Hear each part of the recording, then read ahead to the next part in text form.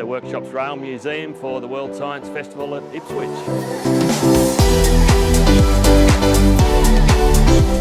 The World Science Festival is about making science fun for people, having people come and look at science activities, be part of science shows, and just enjoying everything that science has to offer. Today's been a fantastic experience for us. This is my first time here at the Ipswich Festival. We've been to Brisbane a few times and we've loved it. It's so great to see it out here at the regions. The best part is that the kids get to interact with the science directly. It's so hands-on. My favourite thing about today was doing the DNA extraction with the strawberries and also the virtual reality.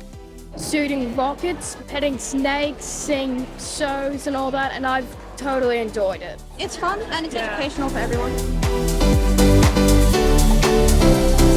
The World Science Festival Queensland is something that the Queensland Museum Network runs across the state. We're really proud of our contribution to understanding science and being part of science. Many thousands of people have come to the events, and we hope to be going for many years yet with many more thousands to come, and hopefully we've got the scientists of the future coming here today.